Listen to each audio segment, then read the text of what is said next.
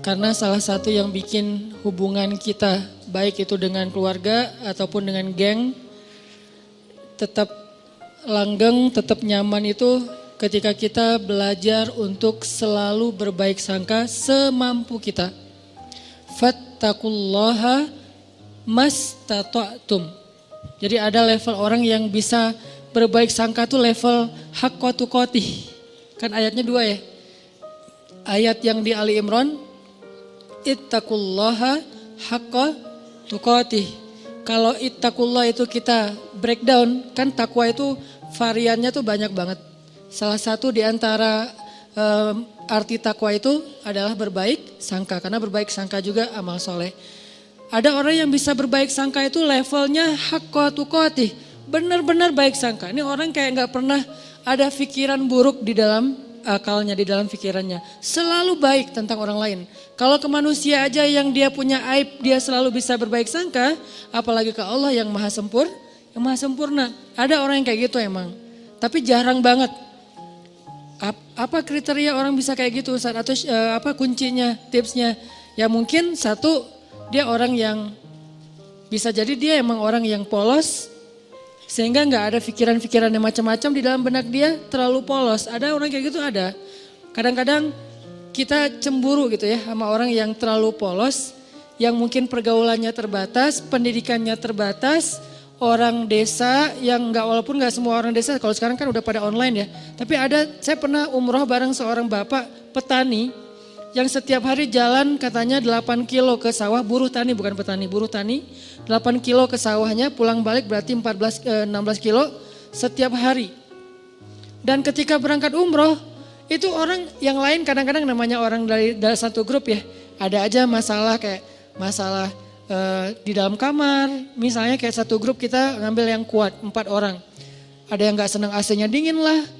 Ada yang gak bisa tidur kalau lampunya nyala lah, yang lain harus nyala, yang satu gak bisa nyala. Ada yang kalau di kamar mandi paling lama sendiri, jadi pada ngantri. Ada aja masalah, tapi ini orang gak pernah ada masalah. Ke orang lain tuh dia gak pernah baper, gak pernah bete, gak pernah marah, gak pernah ngomongin yang enggak. Nyaman banget, kayaknya hidupnya tuh anteng, gak ada masalah. Kenapa bisa kayak gitu? Mungkin bukan karena dia orang yang selalu mampu berbaik sangka. Allah menganugerahi dia kepolosan sehingga gak bisa berburuk sangka. Dia gak bisa berbaik sangka dan juga gak bisa berburuk sangka, ya gitu-gitu aja. Dalam satu kondisi kadang orang kayak gini lebih bahagia daripada kita yang complicated ya. Satu sisi kita kalau berbaik sangka itu luar biasa. Tapi sisi lain kalau udah was-wasa berburuk sangka juga bisa rumit banget. Tapi ada orang yang biasa-biasa aja.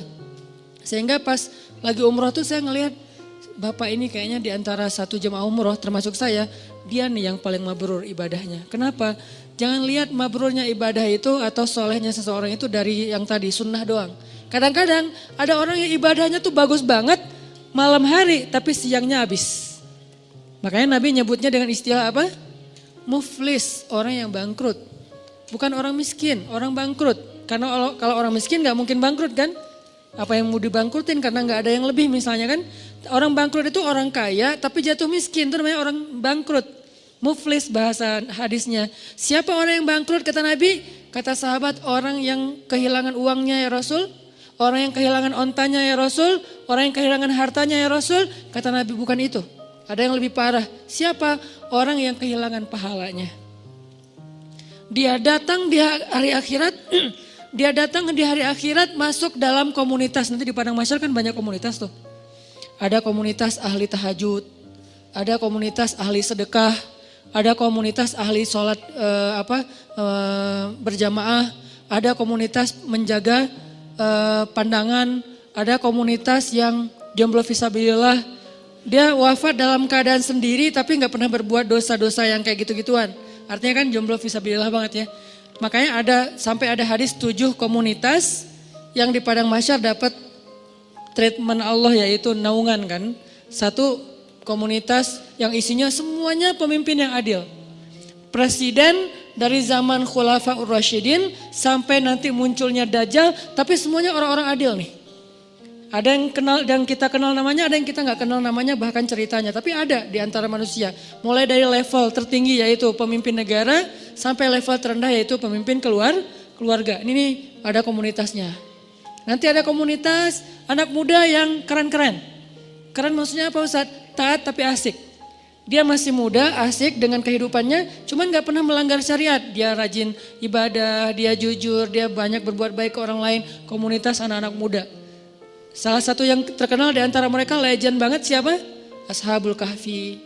Yang lain nanti pemimpin-pemimpin mereka yang barisan paling depan ada Nabi Yahya, Nabi Isa, Yusuf, apalagi kalau di golongan sahabat Hasan, Husain. Ini nih anak-anak muda yang keren-keren nih. Mereka punya komunitas. Nah nanti ada juga komunitas yang ahli ibadah. Cuman ketika dihisap oleh Allah mereka jalan berkomunitas karena mereka digolongkan sesuai dengan amal yang dominan.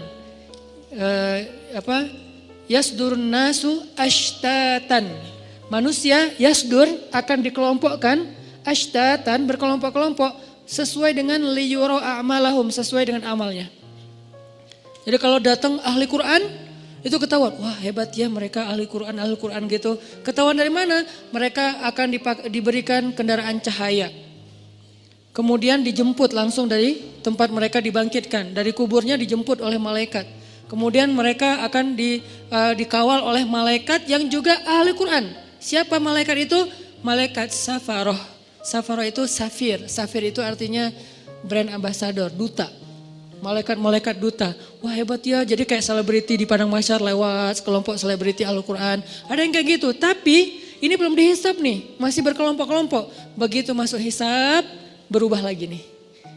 Dari satu komunitas itu misalnya Ahlul Quran, yang penghafal Quran, penghafal hadis, ahli ilmu, ternyata cuma setengahnya yang lulus masuk surga. Setengahnya lagi ketahan, kenapa? Bangkrut. Kenapa bangkrut? Mungkin dia ahli Quran, tapi dia juga suka berburuk sangka dan membicarakan aib orang lain. Mungkin dia ahli tahajud tapi dia siangnya membicarakan aib orang lain. Ini nih yang bahaya nih. Jadi balik lagi, saya kayak ngerasa iri gitu ke bapak tadi yang orangnya tuh lempeng, ibadahnya mungkin enggak kayak yang lain yang sehari tahu sampai 5 kali. Dia paling sehari sekali, itu juga kalau ada yang ngajak, kalau enggak di kamar aja sendiri gitu kan ya. Karena udah selesai ibadah umroh ya udah di kamar. Kenapa dia gak ke masjid? Apa kurang soleh? Bukan, gak tahu jalan. Dia sekamar itu berlima aslinya berempat tapi ditambah jadi berlima dan dia gak komplain. Yang 4 ini komplain, dia gak komplain. Padahal yang 3-nya komplain, dia gak. Kenapa? Karena dia ya gak apa-apa. Terus di antara berlima ini kan ada extra bed ya. Karena kamarnya kamar quad dengan bed yang single bed. Terus karena ditambah satu lagi soalnya udah ganjil, extra bed, dia tidur di extra bed. Yang notabene extra bed itu enggak seperti yang biasa, kurang empuk, terus dari bawahnya tuh bunyi-bunyi gitu, terus sakit badan, tapi dia mau, padahal dia bayar sama dengan yang lain, tapi dia dikasih extra bed, gak apa-apa. Terus teman-temannya karena malam-malam pada cepet-cepetan, pada berangkat sendiri-sendiri ke masjid, dia tinggal sendiri, takut, sama orang kampung, takut keluar entah nyasar, kan yang paling terkenal tentang Mekah itu kan nyasar ya. Jadi akhirnya dia karena takut nyasar, ya udah di kamar aja. Salat subuh di kamar padahal di Mekah. Pak gimana tadi subuhnya? Di kamar Ustaz. Loh kenapa? Gak ada yang nemenin gitu doang. Wah ini Masya Allah, mungkin subuh dia tuh lebih afdal daripada kita yang subuhnya di masjid. Kenapa? Bukan karena dia gak mau, dia gak mampu, takut. Yang lain tawaf sehari 5 kali, dia tawaf kalaupun ada yang ngajak sehari sekali. Tapi gak pernah ngomongin aib orang lain. Gak pernah berburuk sangka kepada orang lain. Dia orangnya selalu tersenyum. Dalam keadaan capek aja bisa tersenyum. Dahsyat nih orang kayak gini nih. Gak tahu Allah kasih kelebihan apa pada dia. Ini namanya haqqa tuqatih. Husnuzonnya itu udah benar-benar husnuzon. Selalu husnuzon. Gak pernah berburuk sangka. Ada orang kayak gitu? Ada. Apalagi di kalangan sahabat. Contoh. Ada seorang sahabat namanya Tolhah bin Abdillah. Istrinya Tolhah ini pernah sukses, pernah juga diuji dengan terpuruk secara finansial, bisnis dia, dagangan dia tuh kayak rugi gitu.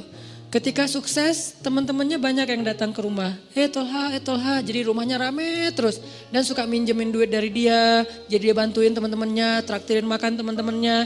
Pas lagi sukses nih, begitu dia bangkrut, sepi, gak ada yang datang ke rumahnya. Orang gak ada yang ngejar dia, gak ada yang ngeramein rumahnya lagi. Gak ada yang jalan makan bareng dengan dia. Harusnya kan minimal gantian dong, sekarang dia yang ditraktirin kan. Akhirnya istrinya secara manusiawi normal bilang gini, Tolha, tuh lihat teman-teman kamu sekarang. Ketahuan kan siapa yang sejati, siapa yang enggak. Kenapa kata Tolha? Giliran kamu sukses dulu mereka nemenin kamu. Ramai di rumah setiap malam. Sekarang giliran kamu bangkrut mereka jauh dari kamu. Kata Tolha, enggak, sebaliknya. Mereka itu teman-teman yang baik. Mana sisi baiknya? Dulu ketika aku banyak uang, mereka datang meminta tolong kepada aku karena mereka tahu aku mampu menolong mereka. Sekarang ketika aku bangkrut gak punya uang, mereka gak datang lagi karena gak mau merepotkan aku. Lihat sisi, selalu ada sisi husnuzon. Ini orang kok bisa kayak gini gitu. Sekarang mereka gak datang lagi ke rumah aku karena gak mau ngerepotin aku. Takut daripada saya minta pinjam uang ke Tolha tapi Tolha jadi gak enak hati karena gak bisa nolongin. Kasihan, ya udah deh gak usah datang ke rumah Tolha. Itu yang dipikirin. Coba kalau kayaknya kita kayak istrinya lah ya, normal kan ya. Dan itu gak salah, cuman ada orang yang keren. Bisa haqqa tuqatih. Sehingga ayatnya, ittaqullaha haqqa tuqatih. Kalau kalian mau beramal saleh yang pol coba. Ada orang yang bisa kayak gitu. Siapa lagi yang bisa husnuzon? Istrinya Abu Ayyub. Ketika terjadi fitnah, berita hoax tentang Aisyah selingkuh dengan Sofwan. Istrinya Abu Ayyub pulang ke rumah terus nanya ke istrinya, "Mah, udah dengar berita yang lagi trending topik gak?" Gitu. "Oh, tentang Aisyah, ya gimana menurut mama?" Kata istrinya Abu Ayyub, "Ya Abu Ayyub, gimana menurut engkau kalau ada yang membuat berita aku selingkuh?" Kata Abu Ayyub, "Ma'azallah, gak mungkin saya percaya karena saya tahu mama orangnya soleha, baik, menjaga diri, gak mungkin macam-macam. Kalau sebaliknya ada orang yang mengatakan engkau hai Abu Ayyub selingkuh, mungkin gak?" "Ma'azallah, gak mungkin saya selingkuh, kan saya suami setia sama kamu," gitu-gitu kan ya. "Terus saya gak mungkin selingkuh, gak mungkin berpaling ke yang lain mah, demi Allah gitu." Kata istrinya Abu Ayyub, "Wahai Abu Ayyub, sesungguhnya Aisyah lebih soleha dari aku. Kalau aku gak mungkin, Aisyah lebih gak mungkin lagi. Sesungguhnya Sofwan lebih soleh dari kamu. Kalau kamu aja gak mungkin, apalagi Sofwan." Ini juga berbaik sangka. Dia selalu melihat angle yang bisa buat dia tuh berbaik sangka sama orang lain. Dia cari, dia ulik tuh. Gimana ya cara berbaik sangka, gimana ya cara berbaik sangka. Kan itu harus dicari juga ya, gak bisa pasrah gitu aja. Karena kalau kita pasrah doang kan yuwaswis. Yang banyak itu kan waswasah setannya nih. Yuwaswisu fi sudurinas. Ternyata dia benar, ternyata dia gitu, ternyata dia nggak seperti yang kamu pikirkan. Ini tuh banyak banget sehingga kita harus ngelawannya dengan cari-cari celah. Mana ya sisi baiknya ya, mana sisi baiknya ya. Kalau nggak ada, minimal kalau nggak bisa sama sekali, Allahu a'lam. Saya nggak mau komen deh. Saya nggak mau berprasangka apapun deh. Ya udah deh, saya diam aja. Nah ini menunjukkan bahwa ada orang yang haqqa tuqatih. Ada juga yang nggak bisa haqqa tuqatih, maka Allah berfirman di dalam surat At-Taghabun kalau nggak salah, fattaqullaha mastata'tum. Kalau kalian nggak bisa berbaik sangka total, semua kasus berbaik sangka nggak bisa, minimal mastata'tum, usahakanlah semampu kalian. Ini Al-Quran, indahnya Al-Quran tuh kayak gitu, balance. Cuman kadang-kadang kan kita ngambil satu ayat menyimpulkan, padahal ayat itu saling mengutuhkan, saling menjelaskan, bayinat antara satu dengan yang lain. Kalau nggak bisa semuanya berbaik sangka, jangan sampai juga kita akhirnya nyerah. Kayaknya susah banget ya berbaik sangka, udah deh kita biasa-biasa aja, jangan gitu. Mastata'tum, berusahalah semampu kalian. Yang kalian lewatkan minta ampun sama Allah, yang kalian mampu maka jagalah, dawamkan, istiqomahkan. Fattaqullaha mastata'tum. Mastata'tum itu yang mana Ustadz? Yang kecil-kecil dulu, latihan dari yang kecil dulu. Berbaik sangka terhadap hal-hal yang mungkin buat kita sih nothing tulus lah. Ini kan masih gampang ya berbaik sangkanya ya. Apalagi buat orang yang mungkin gak ada hubungannya dengan kita. Yang kalau kita berbaik sangka juga atau berburuk sangka gak ada untung ruginya buat kita. Ya udah kita latihan dari yang itu dulu. Terus kasus-kasus sepele, kasus yang sekedar komen, sekedar broadcast. Kayak misalnya kita lagi di satu grup, beda mazhab. Tiba-tiba ada yang broadcast mazhab yang kita gak sama dengan kita. Jangan langsung berburuk sangka, nih kayaknya nyepet gua nih. Jangan. Sampai di dalam taklim juga kadang-kadang ada orang yang berburuk sangka gara-gara pertanyaan. Misalnya Ustadz saya mau nanya, gimana orang yang kerjanya masih riba? Langsung diliatin, lo maksudnya gua? Jangan, karena dia gak kenal kita dan dia juga gak tahu. Mungkin dia nanya, memang dia pengen tahu jawabannya. Tapi jangan juga sengaja kita nanya buat menjatuhkan teman kita yang baru belajar. Kayak misalnya dia baru datang, hijabnya belum sempurna. Kita lihat, wah ini ada bahan pertanyaan nih. Pas sesi tanya jawab, Ustadz, apa hukumnya masuk masjid? Hijabnya masih kelihatan kayak orang di sebelah. Nah ini nih. Atau kalau nggak bilang pun sampai bikin dia nggak nyaman gitu. Yang jelas saling Yang satu menjaga lisan, menjaga sikap, yang satu lagi menjaga pikiran dan perasaan. Ini kalau bisa kayak gini semampu kita ya. Karena buat saya juga pastinya belum hakwa tuqatih. Jangankan keluar, ke rumah aja, ke keluarga aja belum bisa hakwa tuqatih. Tapi baru mastata'tum, masih ikhtiar, masih proses, masih belajar. Dan saya juga belajar. Jangan berpikir, oh Ustaz udah sempurna banget ya, hebat ya. Enggak sama sekali. Yang sempurna di antara manusia cuman Rasulullah SAW. Sisanya lebih. Kemudian kurang dikit, makin kesini tuh makin lemah nih. Sahabat idealnya udah di atas rata-rata. Tabiin di bawah sahabat sedikit tapi di atas kita. Tabiin di bawah tabiin tapi di atas kita. Makin kesini tuh makin ya tahu dirilah. Artinya kita bukan siapa-siapa. Lagian orang bertakwa itu bukan berarti gak pernah berbuat dosa. Ini juga satu celah untuk berbaik sangka teman-teman. Ketika teman-teman punya teman baru atau teman yang udah baru hijrah atau yang udah soleh, jangan mengkultuskan dia harus benar segala hal. Ini bahaya nih. Kalau kita menganggap orang soleh ahli ibadah itu gak boleh salah, kita akan kecewa dengan semua orang. Kenapa? Gak ada orang kayak gitu setelah Rasulullah SAW wafat. Gak ada orang yang gak pernah buat salah. Toh Nabi aja yang sempurna kadang berbuat keliru walaupun bukan salah. Nabi gak pernah berbuat dosa, Nabi tidak berbuat kesalahan, maksum, tapi keliru, ya. Bahkan beberapa kali Nabi ditegur di Al-Quran oleh Allah. Banyak ayat, termasuk Nabi lupa bilang insya Allah, sampai akhirnya ditegur. Termasuk Nabi misalnya mengharamkan apa yang Allah halalkan demi nyenengin istrinya. Termasuk Nabi sikapnya bermasa muka dan berpaling. Termasuk Nabi salah fatwa memutuskan masalah tawanan perang. Banyak di Al-Quran itu teguran kepada Nabi. Kenapa? Karena Nabi juga manusia. Cuman bedanya sama kita, kalau kita salahnya kadang-kadang sengaja. Kalau Nabi tidak sengaja. Dan salahnya Nabi itu bukan salah dalam bahasa fikih, keliru. Kalau salah enggak, kalau keliru ya. Keliru dalam sholat pernah, yang harusnya 4 rakaat jadi 2 rakaat, kenapa? Lupa. Nabi tapi kok enggak khusyuk, bukan enggak khusyuk. Allah bikin kayak gitu, biar Nabi itu jadi teladan buat kita yang pelupa. Sholat, udah berapa rakaat nih, kan lupa kan? Ya udah deh, kayaknya udah selesai deh, Assalamualaikum. Nah ada teladannya dari Nabi, kalau kita lupa ambil yang paling kecil angkanya, jangan ambil angka yang paling besar, keenakan. Baru juga serakaat, kayaknya udah 4 deh, Assalamualaikum. Setiap hari aja sholat serakaat karena pelupa gitu. Nabi pernah lupa 2 rakaat, terus gak perlu diulang 4 rakaat, itu memberatkan. Misalnya sholat zuhur, pas tahiyat awal, udah gitu, ini yang kedua atau yang pertama ya? Kayaknya kedua deh, Assalamualaikum. Di belakang bilang, Mas lagi sholat sunnah, enggak zuhur 2 rakaat. Oh ya, langsung sholat lagi 2 rakaat. Tidak perlu diulang. Ya, kok dikasih tahu sih, biarin aja kali. Jangan, biarin. Akhirnya kita nambah 2, kan gak repot ya kalau nambah 2 rakaat ditutup dengan sujud sahwi. Kecuali kita udah kemana-mana, makan-makan dulu, cari kayak batagor apa segala macam. Lo tadi perhatiin gue sholat gak? Iya, kenapa? 2 apa 4? 2 sih kayaknya. Oh 2 beneran 2 ya, udah 2 lagi deh.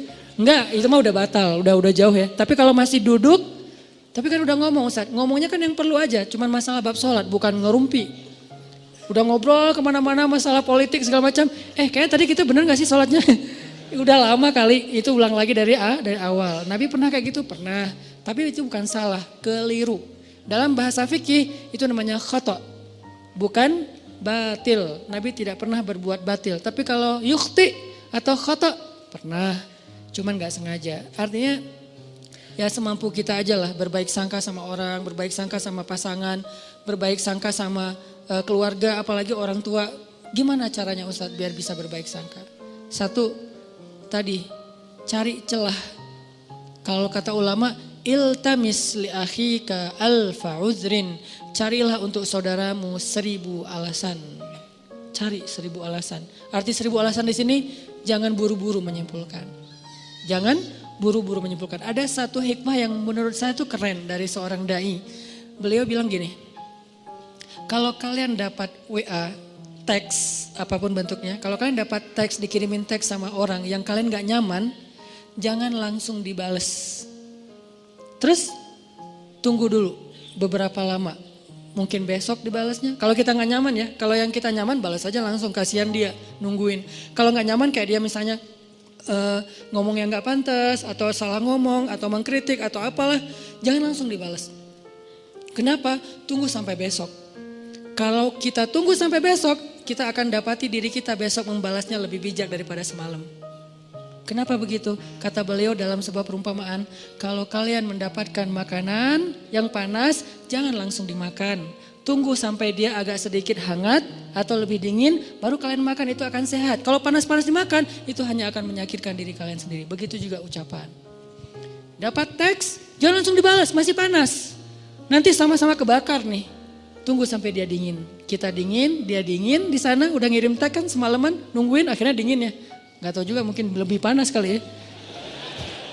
Nah kita membalasnya dalam keadaan dingin, sejuk, enak tuh. Kayak air dikasih teh panas, tunggu sampai jadi teh hangat. Baru kita minum, tapi kalau panas-panas diminum. Yang pertama kita celaka, yang kedua juga orang lain celaka. Kenapa? Kita celaka karena kepanasan, orang lain celaka karena kita salah-salahin. Ini siapa sih yang bikin teh panas-panas amat, dan seterusnya dan seterusnya. Begitu juga dengan ucapan. Ini cara berbaik sangka nih. Caranya jangan langsung disimpulkan, jangan langsung dijudge, tunggu aja dulu. Siapa tahu setelah kita tunggu ternyata secara natural terjelaskan dengan sendirinya. Muncul tabayun yang tidak kita sengaja, bukan kita cari, bukan. Tiba-tiba muncul kayak tabayun, penjelasan dari sana sini. Akhirnya kita nggak sempat menyimpulkan yang negatif kan? Alhamdulillah selamat gitu. Ustadz kadang-kadang buruk sangka itu bukan disengaja, muncul aja. Makanya gak mungkin lah kita sengaja pengen berburuk sangka sama orang lain. Itu was-wasa dari setan. Kok salah setan sih Ustadz? Ya emang salah setan. Kenapa kok salah setan? Ya setan, memang untuk disalahin gitu kan. Makanya Nabi Yusha ketika lupa dengan ikannya yang berenang, apa kata beliau? Wa ma ansanihu illa syaitanu an adzkurah. Gak ada yang bikin saya lupa kecuali karena saya setan. Ini setan nih kerjaannya nih gitu. Jadi a'udzubillahi minasyaiton. Pas kita ada yang gak enak di pikiran kita, a'udzubillahi minasyaitonir rajim. Terus kata setan, gue gak ngapa-ngapain kok ditauz-tauzin sih. Ya emang bagian dia gitu. Masa auzubillahi minni. Ya Allah aku berlindung dari diriku sendiri, kan gak mungkin ya. Gak ada ayatnya, yang ada berlindung dari setan. Intinya cari celah, jangan langsung disimpulkan. Biarin aja dulu, larut. Ada masalah, jangan langsung, wah bener nih. Jangan, diamin aja dulu. Minimal kalau gak tertabayun, terjelaskan dengan sendirinya, kitanya udah concernnya udah pecah dengan hal-hal yang lain. Siapa tahu tiba-tiba Allah memberi kita rezeki lupa, besok gak sempat dibahas lagi. Ini cara-cara berbaik sangka yang kata ulama praktis. Tunggu, jangan simpulkan dulu. Kedua, cara berbaik sangka, kita ingat-ingat kebaikannya. Karena kalau kita gak pernah ingat kebaikan orang lain, agak susah sih memikirkan bahwa dia itu sebetulnya gak ada maksud apa-apa. Tapi kalau menurut kita nih orangnya tuh baik, orangnya tuh gak pernah bohong. Begitu ada orang yang bilang dia bohong lu kemarin, kayak gak mungkin deh. Soalnya setahu saya dia tuh orangnya selalu jujur. Nah kan karena kita ingat bahwa dia jujur, susah percaya kalau dia bohong. Karena kita ingat dia orangnya setia, susah percaya kalau dia selingkuh. Karena kita ingat dia orangnya perhatian, susah percaya kalau dia cuek. Ini nih ingat kebaikan. Seingat mungkin, kalau perlu kita bikin program buat diri sendiri berbaik sangka dalam rangka mastata'tum, semampu kita catat. Dia pernah gini sama saya, dia pernah bantuin saya, dia pernah. Sesekali kita minta tolong dia gak bisa tolong, kita akan lihat dulu sih dia selalu nolongin saya. Kok sekarang dia gak nolong, kayaknya dia lagi ada masalah juga. Tapi kalau kita lupa, dia emang gitu orangnya, susah banget dimintain tolong. Padahal setiap hari nolong, kecuali kali ini. Nah ini cara berbaik sangka, ingat kebaikan orang lain. Kalau gak ada Ustadz, siapa bilang gak ada? Gak mungkin gak ada, kecuali Firaun. Toh Firaun aja masih ada kebaikannya apa? Masih mau menampung Musa kecil di rumahnya, walaupun sebetulnya dia gak suka kepada Musa itu. Masih mau, gara-gara apa? Gara-gara sayang sama istrinya. Kalau Dajjal, nah itu satu-satunya yang mungkin bukan hampir, gak ada sih emang. Sehingga kita disuruh bertauz di akhir sholat kita dari Dajjal. Jadi tauz itu kayaknya setahu saya itu dua ya, setan dan Dajjal. Ini saking buruknya. Tapi kalau manusia biasa pasti ada. Kalau nggak kelihatan sama kita bukan nggak ada, kita nggak tahu. Sehingga kita berbaik sangkanya ya pasti adalah kebaikan dia, cuman saya nggak tahu. Ustadz, kalau yang berburuk sangka itu tentang sesuatu yang bikin kita sebel gimana Ustadz? Ini nih yang agak berat nih. Kalau nggak ada hubungannya dengan kita kayak isu, informasi, apa yang lagi nge-hit atau apa. Itu mungkin buat kita sih gampang berbaik sangkanya. Tapi kalau yang bikin kita nyesek gimana Ustadz berbaik sangkanya? Sholat. Jangan berbaik sangka sama dia kalau belum mampu. Berbaik sangkalah kepada Robnya. Karena kalau ini juga nggak bisa, udah nggak ada lagi harapan. Cara berbaik sangka kepada Allah hubungannya dengan dia apa Ustadz? Ya Allah, saya nggak tahu apa yang terjadi. Saya serahkan urusan dia kepada Engkau. Engkau pasti nggak akan ngecewain saya dong pastinya. Ini cara berbaik sangka ke Allah. Akhirnya tawakal modalnya supaya kita nggak ngikutin prasangka buruk kita yang bikin kita nyesek. Kadang-kadang orang berburuk sangka itu bukan hanya dalam kehidupan yang biasa. Dalam ibadah aja bisa berburuk sangka. Dan kalau udah kayak gitu udah nggak nyaman. Ada teman kita misalnya kayak lagi puasa sunnah. Kok dia egois banget sih puasa sunnah pas lagi mau ngajak acara makan-makan bareng saya nggak bisa, sehari aja dia batal. Nah ini udah mulai muncul sebelnya, nggak nyamannya. Berbaik sangkalah apa? Ya mungkin dia nggak ada hajat yang dia lagi butuhin sehingga dia kayak lagi ngelobi langit dengan ibadah-ibadah sunnah dan itu lebih dia butuhkan daripada sekedar membatalkan puasa demi makan-makan dengan kita. Ya udah deh nggak apa-apa, mungkin dia punya hajat yang penting. Bisa kayak gitu atau apapun lah bentuknya. Kadang-kadang dalam ibadah juga berburuk sangka itu bukan yang fatal sih, tapi agak dikit ganggu kayak lagi sholat berjamaah. Saya pernah ngimamin kan ada ayat-ayat yang kadang-kadang kalau lagi berkesan gitu diulang-ulang ya. Kayak misalnya baca ayat, bukan Ar-Rahman sih kalau itu pasti diulang-ulang sih. Fabi ayya rabbikum tukadziban. Ada yang kayak wabasyiril ladzina amanu wa amilus solihat. Sampaikanlah berita gembira kepada orang yang beriman dan beramal soleh. Wah ini keren ya ayat nih. Wabasyiril ladzina amanu wa amilus solihat. Diulang lagi. Kenapa? Lagi mensugesti diri. Gak usah khawatir deh beramal soleh. Karena pasti gembira hasilnya. Pasti dibahagiain Allah. Pasti Allah balas. Gak mungkin dikecewain. Wa basyiril ladzina amanu wa amilus solihat. Di belakang kadang-kadang makmumnya mungkin gak bisa berbaik sangka. Tapi gak fatal juga sih. Jangan-jangan Ustadz lupa nih. Annalahum jannat. Karena kebenaran dia hafal. Annalahum jannat dibenerin. Saya wabasyiril ladzina amanu wa amilus solihat annalahum jannatin tajri min tahtil anhar. Ya. Seandainya bisa ngomong, tahu. Cuman kan nggak bisa ngomong dalam sholat ya. Jadi bukan saya lupa, lagi menikmati ayat yang menurut saya berkesan gitu, tapi kayak dibener-benerin, teriak satu masjid, annalahum jannat. Dia baru tahu annalahum jannat dari yang di depan, dan dia juga nggak hafal aslinya. Jadi kayak, wah ternyata itu ya udah deh rame-rame yuk. Annalahum jannat gitu. Apaan sih? Ada yang kayak gitu. Pernah sekali kayak gitu sholat dibenerin dari belakang. Pernah saya gak ngerasa lupa gitu. Terus akhirnya apa? Saya sebagai imam kan gengsi gitu kan. Pas annalahum jannat. Annalahum jannat. Dilebay-lebayin iramanya gitu biar yang pengen ngasih tahu kode gitu. Gue hafal. Cuman lagi kayak khusyuk gitu sih. Intinya adalah berburuk sangka itu emang gak nyaman. Dalam ibadah aja gak nyaman. Padahal itu bukan hal yang fatal kan. Mungkin justru makmumnya kayak kasihan ya ustadznya ya. Udah 5 kali ngulang gak lewat-lewat. Ya udah deh kita benerin. Kalau berbaik sangkanya imam ya kepada makmum. Kalian baik banget sih dibenerin. Padahal saya gak salah loh. Kasihan deh lo gitu. Jadi artinya ya berbaik sangka semampu kita. Terus ada yang ketiga. Gimana caranya biar gak terjadi berburuk sangka. Kita nih sebagai orang yang kadang-kadang suka bikin masalah, suka bikin syubhat istilahnya. Apa itu syubhat? Sesuatu yang berpotensi salah faham. Itu namanya syubhat. Sesuatu perkataan, perbuatan, posting kalau dalam bahasa sosmed itu yang berpotensi orang salah faham.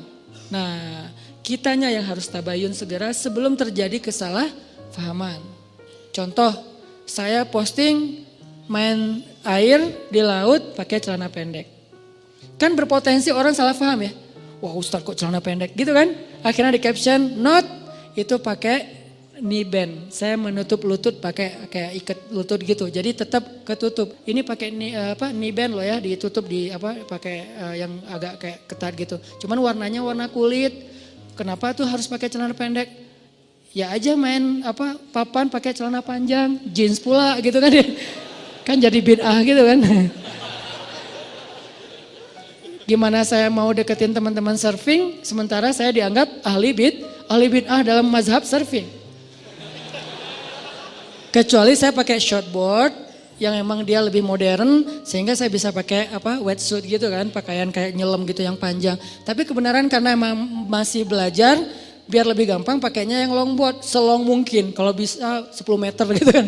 Selong mungkin biar lebih stabil kan, makin long, makin lebar, makin tebal kan makin stabil tuh.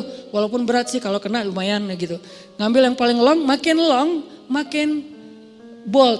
Sehingga mazhabnya itu makin kayak single fins or die gitu kan. Satu fin atau gak usah sama sekali deh, gak usah pakai fins gitu. Akhirnya ngikutin mazhab teman-teman yang emang mereka punya prinsip bahwa kalau long itu celananya pendek Ustadz, bajunya geleber gitu Ustadz, terus kayak gitu-gitu. Oh ada yang gitu-gitu ya? Iya ya Ustadz, ya udah deh biar saya gak diahliin bid'ah, biar bisa dekat sama mereka, ngobrol santai. Ya udah pakai celana pendek, cuman biar gak jadi syubhat, ditutup lututnya.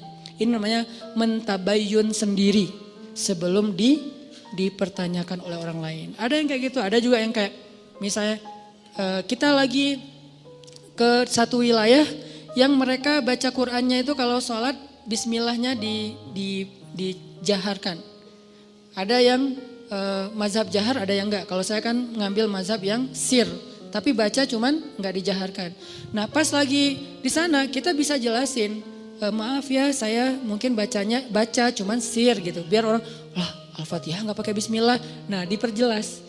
Kalau perlu bismillahnya yang biasa, bismillahirrahmanirrahim. Kali ini bismillahirrahmanirrahim. Enggak pakai irama tapi jelas gitu. Supaya orang lain, oh ya tenang deh kalau gitu. Jadi kita kayak tabayun sendiri, itu perlu. Apa dalilnya Ustadz? Nabi pernah kayak gitu. Nabi suatu malam lagi nganterin istrinya pulang. Karena dari masjid, Nabi enggak nginep di rumah istri yang itu. Cuman dianterin pulang. Pas lewat di sebuah lorong kayak gang gitu yang agak-agak remang-remang. Nabi berdua dengan cewek, lagi nganterin cewek ini pulang. Dari itu berlah istri beliau. Tiba-tiba lewat sahabat. Sahabat ngelihat Nabi sama cewek, langsung mereka mempercepat langkahnya. Nabi, pergi aja. Pergi aja mereka, dipanggil sama Nabi. Sebentar kata Nabi. Kenapa ya Rasulullah? Ini adalah Sofia istriku kata Nabi. Ini adalah Sofia istriku. Kata sahabat, ya Rasulullah gak mungkin kami berburuk sangka kepadamu. Kata Nabi apa? Inna syaitan yajri majrad dam. Setan itu mengalir di dalam aliran darah kalian. Maksudnya apa? Dia tahu banget yang kalian rasain. Mungkin sekarang kalian gak akan ada apa-apa. Nabi sama cewek, pergi aja gak usah dipikirin. Udah disimpan. Besok ada yang ngomongin atau ngelihat sekali lagi. Bener ya kayaknya semalam yang kita lihat. Nah jadi gitu tuh. Daripada jadi omongan, maka Nabi langsung tabayun. Sebentar. Ini Sofia istriku kata Nabi. Oh iya berarti udah gak ada fitnah. Ini namanya tabayun langsung. Kadang kita sebagai objeknya yang harus aktif. Kalau kita lihat sikap kita, postingan kita, ucapan kita, teks kita, caption kita tuh bisa mengundang salah faham orang yang membaca. Dan itu kan banyak. Tulisan-tulisan yang kalau orang baca salah paham. Kenapa salah paham? Karena mungkin memang tulisannya agak-agak multi tafsir. Maka butuh kayak footnote-nya, butuh penjelasannya, butuh apanya. Itu namanya tabayun. Jangan tunggu orangnya, jangan suuzon dong tabayun dulu. Kalau emang yang kita lakukan emang akan muncul potensi salah paham, kita aja yang langsung tabayun. Termasuk kayak lagi lagi bikin event. Saya beberapa kali bikin event, muhasabahnya pakai back sound. Saya udah minta fatwa, saya tanya Ustadz Abu Somad, Ustadz saya muhasabah pakai back sound boleh gak Ustadz? Di dalam masjid atau di luar? Di luar boleh. Tanya ke yang lebih senior lagi, namanya Bang Zikri, kakak kelas saya namanya Dr. Awalu Zikri, dokter di bidang fikih. Berarti beliau kan lebih ini lagi ilmunya. Bang, saya pakai backsound tapi di luar masjid di gedung gitu pas muhasabah. Boleh enggak? Doa itu ibadah mutlak kata beliau. Arti ibadah mutlak tidak terkait dengan cara tertentu, maka boleh selama backsoundnya tidak berlebihan. Kalau backsoundnya mungkin yang lebih kenceng daripada doa mungkin ya agak-agak gimana gitu kan ya. Terus pakai dulu kan jarang ada tablik akbar pakai flashlight ya. Terus kita bikin tablik akbar beberapa kali pakai flashlight. Pas bagian apa? Pas bagian lagu Indonesia Pusaka. Pakailah flashlight. Mulai dihujat nih. Dihujatnya apa? Kajian kok kayak apa gitu kan ya. Kayak ikut agama lain atau apa gitu. Kayak pakai lilin atau apa gitu. Oke, saya yang salah lupa tabayun. Alhamdulillah, bukan alhamdulillah. Qadarullahnya sekarang banyak para habaib, Masya Allah. Mereka selawatan juga di acara crowd event gitu pakai flashlight kan. Ada Habib siapa gitu, yuk kita selawatan nyalain flashlightnya. Buat apa sih? Buat lebih semarak, lebih semangat gitu. Termasuk Ustaz Abu Somad juga bikin pakai flashlight. Karena saya juga ngomong sama Ustaz Abu Somad kan sering kontak-kontakan. Ustaz saya pakai flashlight loh dan dituduh gini-gini. Kata Ustaz Abu Somad, kita bikin komunitas yuk. Komunitas apa? Komunitas korban tahzir kata beliau. Karena kayak saling curhat-curhat gitu. Oh iya Ustaz, maksudnya gak apa-apa selama itu bukan di dalam masjid. Akhirnya besok-besok kalau saya bikin event, saya jelasin ini di luar masjid ya gitu. Ini enggak di apa, ini di gedung ya. Ini kenapa saya bikin 2 event, satu di masjid, satu di luar masjid? Karena emang ada kondisi yang memang beberapa teman-teman yang mungkin baru belajar, pengen nyaman dalam taklim itu butuh dipancing dengan sesuatu yang gimmick. Sehingga kita bikin jangan sampai kita lakukan itu di masjid, akhirnya di luar masjid. Jadi tetap semua dapat menunya deh, yang udah medium dapat menu medium, yang udah bold dapat menu bold, menu bold, yang masih light dapat menu light, bertahap, setiap orang berproses.